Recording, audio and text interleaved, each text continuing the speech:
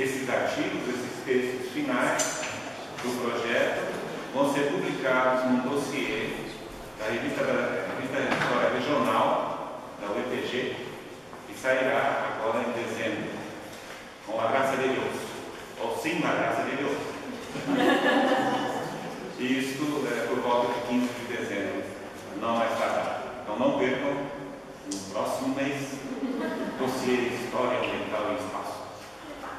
Bom, então o meu objetivo aqui vai ser, minha fala, dividido em 3 partes. Na primeira eu vou fazer uma breve exposição curiosa, bastante, inclusive, do projeto, e também com algumas atividades. Como nós desenvolvemos esse projeto coletivo, que envolve 10 instituições de 9 cidades diferentes. Na segunda parte, eu vou fazer a apresentação desse resumo da contribuição dos colegas e, finalmente, na terceira parte, vamos colocar a própria minha contribuição, para que não fique no meio do caminho. Então tá. O que nós chamamos aqui, que eu chamei de primeiro movimento, tem a ver com as origens e o efeito Sousa. Como é que é isso, né? Como é que surgiu esse projeto? Esse projeto surgiu no ônibus, voltando de Vila de Leyva para Bogotá. Naquele ônibus, do Congresso do Simpósio da Sousa, estavam lá eu, a Alessandra, o Pablo, a Regina Duarte, o Elídio Carvalho e outros que não me recordo agora, e conversávamos sobre o simpósio, etc. E alguns colegas lembraram que muitas das discussões naquele simpósio lá em Vila de Leyva haviam manejado a ideia de espaço, haviam pelo menos tocado na ideia de que a história ambiental tinha um diferencial, ou pelo menos pensava na questão do espaço, diferentemente de outras linhas historiográficas.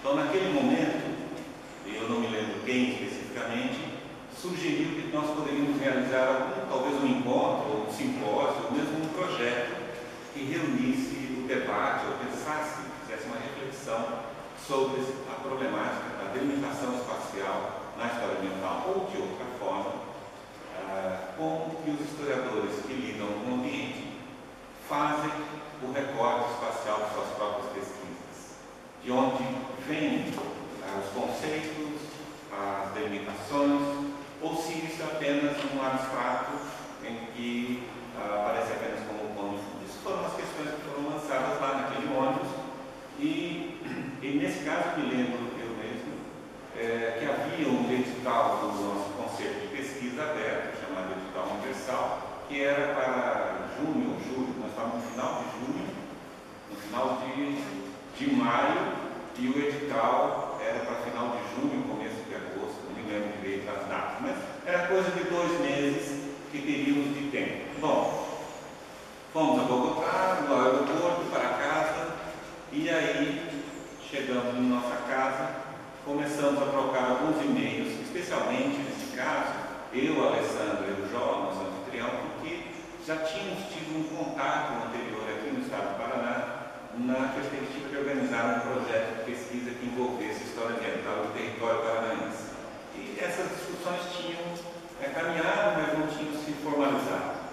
A partir de eu, a Alessandra e o Jó, começamos a ampliar e fazer convites de outros colegas que pudessem contribuir ou quisessem participar desse projeto. Né? Finalmente, a partir de vários contatos, convites, a equipe ou os colegas que aceitaram participar são esses que estão aqui na exposição. São 10 ao todo, né? Podem ver que são várias instituições do Paraná, de São Paulo, Rio de Janeiro, Santa Catarina e Minas Gerais. Com exceção, aí preciso fazer uma ressalva, a professora Regina, que naquele momento do ônibus tinha aceitado participar, depois por motivos pessoais, porque ela iria participar de um outro projeto, não pôde se envolver conosco, embora ela esteve presente dando ideias e contribuindo. E também que depois de formalizado o projeto, o professor José Augusto Drummond, da UNB, não pôde continuar participando por razões profissionais. Ele foi para os Estados Unidos, ficou um ano lá, e acabou por não contribuir, embora no momento ele contribuiu tanto com ideias como algumas participações em reuniões. Tá. Então, 10 pontos nesse caso seria interessante destacar esse projeto. Primeiro, ele poderia ser chamado de um efeito colateral da Social. Claro que um efeito bom, né? Um efeito não no sentido ruim, mas um bom efeito da Social. Se não tivesse sido a Social em Colômbia e o ônibus, eles não teriam acontecido. São os devidos. O Papa não está aqui para falar de devido. E o segundo é que esse projeto também não teria acontecido se não fosse a rede virtual de computadores, a rede mundial de computadores. E foi fundamental para que a gente organizasse o debate. Foi muito interessante, porque 2 dias antes, uma série de e-mails, Skype, e nós trocávamos os arquivos e salvávamos assim: arquivo dia 5, meio-dia, arquivo dia 5, 3 horas da tarde. E foi circulando e finalmente conseguimos formular esse projeto. Então, e também aí nós percebemos que se não incluíssemos a questão virtual na estratégia de desenvolvimento do projeto, não seria possível executá-lo. Então, nós consideramos que entre as atividades, ou talvez das principais, nós faríamos reuniões virtuais através da internet, na qual a estratégia seria essa: os colegas formulariam um pequeno texto ou um texto e nós debateríamos esse texto via internet. Escolhemos, de várias tentativas, escolhemos um programa chamado OVO. É muito curioso, é mesmo? OVO. Significa que ele até funciona bem, mas não funciona, apesar de que ele disser na propaganda que ele funciona com até 10 participantes, não funciona. As condições são assim: velocidade da internet, conexão, proximidade do computador, dia, horário. Em geral, ele funciona com 3 ou 4 pessoas. Então, apesar desses imprevistos, que é gratuito, né? Nós não tínhamos previsto dinheiro para pagar, embora haja a possibilidade de ter reuniões virtuais através de empresas, mas é muito caro, não vale a pena. Mas de qualquer forma, ele serviu, a gente conseguiu fazer várias reuniões virtuais, debatendo 2 ou 3, vários textos, e de outra maneira também serviu, tanto o Skype quanto o OVO, serviu para nós estabelecermos logísticas e estratégias.